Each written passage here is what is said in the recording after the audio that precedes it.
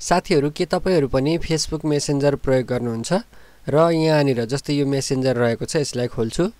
हामीले Facebook messenger प्रयोग गरिरहँदा कहिलेकाहीँ कुनै व्यक्तिले हामीले गरेका च्याटहरु स्क्रिनशट गर्ने अथवा स्क्रिन रेकर्ड गरेर त्यसलाई एडिट गरेर विभिन्न किसिमका अनैतिक कामहरु गरेका पनि हुन सक्छन् अब तपाई चाहिँ कुनै पनि च्याटको स्क्रिनशट गरेको अथवा स्क्रिन रेकर्ड गरेको थाहा पाउन चाहनुहुन्छ भने मेसेन्जरमा कुन सेटिङलाई अन गर्नुपर्छ भनेर यहाँनिर गरेर देखाउन गइरहेको छु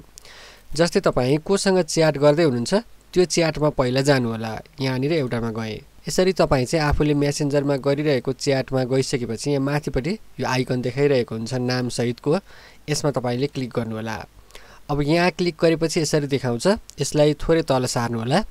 यहाँनिर तपाईले यो तलपटि देख्न सक्नुहुन्छ प्राइभेसी एन्ड सपोर्ट भन्ने सेटिङ रहेको छ यसमा यहाँनिर डिसअपियरिङ मेसेज भनेको छ यसमा तपाईले क्लिक गर्नु होला यहाँनिर यो चाहिँ अफ भएको हुन्छ यो चाहिँ 24 आवरमा सिलेक्ट गर्नु होला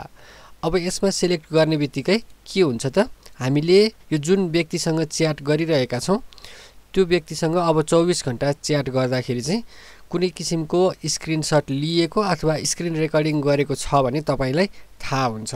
यहाँनिर तपाईले च्याट गरिरहँदा तपाईको मेसेजको स्क्रिनशट गरेको अथवा स्क्रिन रेकर्डिङ गरेको छ भने तपाईले यहाँनिर थाहा पाउन सक्नुहुन्छ अब तपाई पनि आफ्नो मेसेन्जरमा चाहिँ यो सेटिङ अन गर्न सक्नुहुन्छ यसको लागि चाहिँ तपाईले सबैभन्दा पहिला च्याट गरिरहेको मेसेजसम्म आउनु पर्यो त्यसपछि यहाँ माथिपटि प्रोफाइलको आइकन यहाँनिर क्लिक गरे पनि हुन्छ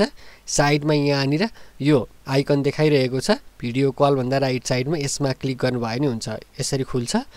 अब त्यसपछि थोरै तल सार्नु होला यहाँनिर यो प्राइभेसी एन्ड सपोर्ट भन्ने सेटिङ रहेको हुन्छ यसमा चाहिँ यो डिसअपियरिङ मेसेज भनेको छ यसमा क्लिक गरेर यहाँनिर यो चाहिँ अफ भएको हुन्छ यसलाई 24 आवर गर्नुभयो भने अब यो 24 आवरसम्म चाहिँ स्क्रिनशट गरेको अथवा स्क्रिन रेकर्डिङ गरेको छ भने तपाईलाई थाहा हुन्छ तपाईले पनि कुनै शंका लागेको व्यक्तिसँग च्याट गर्दै हुनुहुन्छ भने यो सेटिङ अन गरेर तपाईले च्याट गर्नुभयो भने तपाईले गरिरहेको च्याट स्क्रिनशट गरेको अथवा स्क्रिन रेकर्ड गरेको छ भने तपाईलाई थाहा हुन्छ